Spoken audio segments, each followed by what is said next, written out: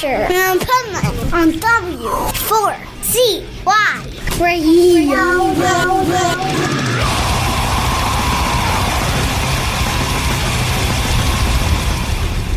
Wake up, America!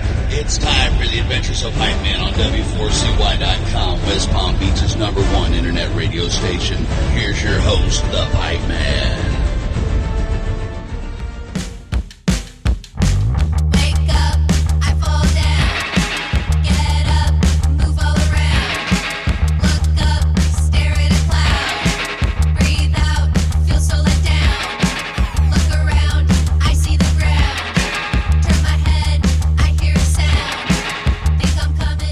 This is Pipeman here on the Adventures of Pipeman W4CY Radio, and I'm here with Happy Haugen, Connor Sullivan, Connor Cummins, of Snooper. See, I like when bands do it better because you did it cool right there. I would have just said Snooper. You know? So That's what we do. There you go. First question right off the bat. I was at your set here at Punk Rock Bowling. Who's the green member of the band? I don't mean who specifically. Tell us about that green member. It's Blair Trammell, the singer. She built the bug, and she is the bug through and through. An Nice. extension of herself. It's an embodiment of Blair Trammell, for sure. So what makes it an embodiment of her? Well, she made it, so that's one thing. Her life's blood has been put into it. It's Yeah, always got a smile on its face, so that's how you really know. that's the most Blair thing about it. Now, see, I saw the green bug coming out at the end, and I thought it was going to go crowd surfing. Maybe if the stupid ass barricade wasn't there. I think someone would get impaled with the pole. And you guys do a lot of cool, like, live stage shit. That's what I like about it, because funny, this morning I was doing an interview with Dick from the Subhumans, and that was something he said is like, anybody can get up there, and just play the music as if you're listening to the album. But to put on a real show is why people come to Punk Rock Bowling or anywhere else. Definitely. So you guys put a lot of creativity into your live shows, right? What else do you do besides that? Because I read that you do other stuff live. You do a lot of creative things. Tell the audience a little bit about how you get creative in your live shows. Well, every member of the band has played in many bands for a pretty long time. A couple of us come from like hardcore, DB backgrounds, indie backgrounds, garage rock backgrounds from all over, except for Blair. So a lot of us have seen some of our favorite bands, and they play good, but they're kind of boring live. And then we've also seen some of the best hardcore bands that go crazy, and we enjoyed all of that. But then Blair was really nervous about being a singer, so she wanted to build a bunch of props to take the heat off her. And then it started by just being like, I'm going to build a weight, and that was for the first show. And then she had bought me a tracksuit, and I wore it because it was cold out. And then we were like, maybe a couple of us should get tracksuits. And then it was like, well, I'm going to build a giant phone. Okay, sounds cool. Oh, we should build a puppet. And it just snowballed from there, and now it's just a combination of everything we love, really. It's maximalist rock. Blair pushes everything to the absolute maximum, which is why the bug is there and all the video game and like the stoplight and all that thing. All those things are there. I love it. And also, I usually hate talking about genres, but somebody came up with a genre for your band. Okay. Do you know about it? Let me guess. Is it Scrambled rock. Scrambled? Yeah, I saw Egg Punk. So, yeah, where'd that come from? And That's been a thing for a while now. I think it was a term that started for basically lo-fi budget rock, 4-track recordings, played really fast with no pedals, direct into the 4-track. And it was cool. It definitely isn't our favorite term, but I've read a lot about like when post-punk and shoegaze and all those terms came out, all the bands hated it. So if it's easy for a bunch of people to categorize it by calling it egg punk, then it is what it is. well, Connor prefers hard-boiled. I like that. And on your point, the dudes from Korn hated being called nu metal. Sure, yeah. Like they didn't even know what the fuck that meant. Yeah. You know? Totally. But now, they were doing a press conference at Hellfest a couple years ago, and somebody brought it up, and they're like, well, now we just like embrace it because nothing we could do about it. Yeah. Totally. I mean, that's kind of the thing with us. I feel like we're just kind of like, whatever you want to say, we'll just take. Fuck it. with age, it seems fine. Like, post-punk to me is a cool term, but I've read like Gang of Four and Joy Division, all those bands hated being called post-punk. Yep. But then now, like, after a couple years, that's how you identify them, and if it helps people categorize it, then it is what it is. Well, it's no different. We have Devo coming on tonight, and basically they were considered new wave when I was a teenager, but they consider themselves punk. Yeah. So there you go. I like the term new wave, but it confuses a lot of people who've never heard us. They're like, "What do you sound like?" And we're like, kind of like fast new wave band, and they listen to it and they don't think it sounds anything like new wave. Well, you know what's funny is, as an old school punk, we didn't like new wave because that wasn't punk. Yeah. Like the gatekeepers back then, anything that wasn't like hardcore, like punk that you didn't know how to play your instruments was not punk. Yeah.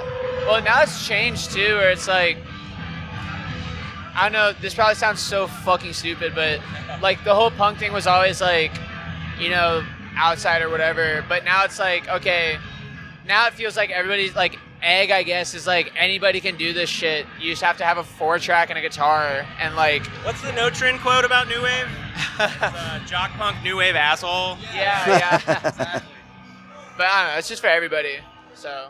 I think there just shouldn't be any freaking labels, and every artist should just play what they want to play. That's why, like nowadays, a lot of, and probably you're the same, a lot of bands have multiple influences within the band, whereas back in the day, it was like, we all listen to this, and that's what we want to sound like. And that just makes it boring, and it's already been done, and then everybody's doing it. What makes you unique and stand out is having the different influences. And Totally. Oh, totally. And it's better than doing the Cro-Mags SSD style where you do your metal record a couple years in and everyone agrees on it. It's fucking terrible. Well, I'll go a step further. When Discharge turned hair metal. How do you go from Discharge to I have a hair copy metal? of Grave New World, okay? So. And you admitted that? You heard it here first, folks. On the Pipeman. Yeah, I the can't. Pipeman exposed Smody Boy. Look at the I couldn't even listen to that shit, man. I was like, what is this? You know, but there's another thing. We're here at Punk Rock Bowling, and there are no outsiders. We're all included, one big family. You know, back in the day, I was a long hair. I couldn't go to punk shows. You got your ass beat. If you're a punk and you went a metal show, you got your ass beat. And it was stupid. And We've all seen the Henry Rollins interview. there you go. Yeah. And then, you know, DRI. DRI was, you know, they started growing their hair out and everybody was saying shit about them. And they start, This Hello. is Cam. Hey, I'm Cam. I play drums in Snooper. nice. Nice of you to show up. Okay, that's cool. What's up? Nice of you to show up. Can you give us a recap of the beginning of the interview, please? Of the day, what? Of the beginning of the interview. Can you tell us what happened in the Oh, okay. interview? Yeah, I feel like there was a little bit of like stumbling around introductions, but then everyone kind of like really warmed up really quickly, and it was really like feeling really friendly. And then we kind of got into some background. We mostly talked about Discharge and D-Beat and their new metal record. And Scrambled Punk. we talked about Scrambled Punk. We talked about you know, Punk Over Easy. We talked about Poached Punk, which is different from Post Punk. But anyway, we've had a great time. See, that was beautiful. You need to be in radio, too. Sweet. Yeah, I'm in. Like, that was Hire me. perfect. You just walked up and gave the exact recap of the whole interview. Perfect. I Yeah. love it. I'm available. Find me on LinkedIn. What's your opinion on the Discharge? What? What's your opinion on the Discharge album, the hair metal album? I love the early stuff. Thank you. Uh-huh. I like you. 15 Discharge singles right now. Oh. So, what's the wildest or best or worst or craziest story in this whole musical journey for you guys? Been robbed. Yeah. Been almost robbed. Been robbed. This is perfect for Cam. The craziest story that Snooper's ever had was about an In-N-Out in Oakland, California, at 3 p.m. in the daytime. Well, yeah, which is now closed. Here's what happened. Because of Cam. Yeah, I closed it down. We were rolling up. We were going in between the Bay Area. We were going from Oakland to Los Angeles to play shows, and we wanted to stop. Everyone was very hungry. It was like the afternoon. We checked out an In-N-Out on, whatever, Google reviews. It had bad reviews, but we were like, I don't know, It's In-N-Out. We didn't look into it. We didn't look into it that hard, so we were just like, okay, we're just gonna go there. It's on the way, whatever. So we go there. I'm veg, so I don't, there's nothing at In-N-Out for me. They don't have the Beyond or Impossible. I don't know, but there was a Chipotle at the strip mall across the way, so I was like, I'll just walk over there. So we all get out of the van. Everybody goes in. As we're going in, there's broken tempered glass on the ground everywhere, and signs that are just be cognizant of your, whatever's in your vehicle and whatever. And we were like, okay, well, I mean, it's also broad daylight. There's security guards, whatever. We're probably fine. We get out of the van. Security guards come up to us and they're like, hey, do you have any valuables in there? There have been break-ins even in broad daylight. And we're like, oh, shit. Okay, well, this is a little bit different from back home, but it's fine. So we're like, yeah, no, not really. So then we go inside, but everyone goes inside, and then I start walking over to Chipotle. As I'm walking over, 2 guys in ski masks pull up and they go, what's up, Harry Potter? Yeah, to me. And I was like, haha, that's pretty funny. And I look up, and that's when I see they're in ski masks and a blacked out Beamer, and I was like, oh, no. So then I was just like, okay, so I go back into the restaurant, or into In-N-Out. I was like, I got the keys. I go back to the van, because I was like, this is not cool now. I think it's actually going to get kind of crazy. And then they pull up again, and they try to back, T-bone us into the parking spot. And I was able to somehow maneuver out. People are yelling in the parking lot. It was really crazy, actually. It was a really crazy scene. And the rest of the band is watching with our milkshakes, watching him fight these guys in the blacked out Beamer. Yeah, and then I somehow managed to make it. I guess crediting GTA, Grand Theft Auto for I don't know, whatever. That's the truth. It is good. It is good training. It's good training for that kind of shit. So anyway, we're able to make it out. I loop back 10 minutes later, pick everybody up. And then we just, beeline out of there and go to San Luis Obispo. So that was it. The other fucked up part was while he was escaping, the 2 people got out of the Beamer, and then when he took off, they got frustrated. And we're all standing there with our food, and there's a family next to us with their 8-year-old daughter. And instead of attacking the van, they just bash out the back of this car, and they'd just gotten off the airplane, and this 8-year-old girl's watching her luggage get stolen, thrown in the back of this Beamer, and they just fucking take off. Wow. So yeah, that was pretty insane. The craziest story we've ever had. That, I think, I gotta tell you, that could rank up as one of the craziest stories in punk history, maybe. All right? I don't know. I'm just glad we made it out, It could be the next Harry Potter movie. Yeah. So have people connect to you guys on socials, on the web, buy your merch. Got cool-ass merch here, by the way. And they can't listen to my show anymore if they don't buy your merch, because it's the only way you survive and get out of those in-and-out situations. True.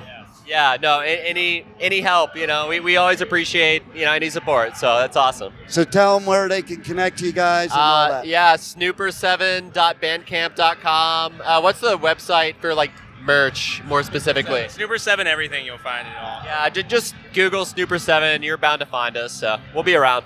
Nice. Well, man, thanks for being at Punk Rock Bowling, killing it.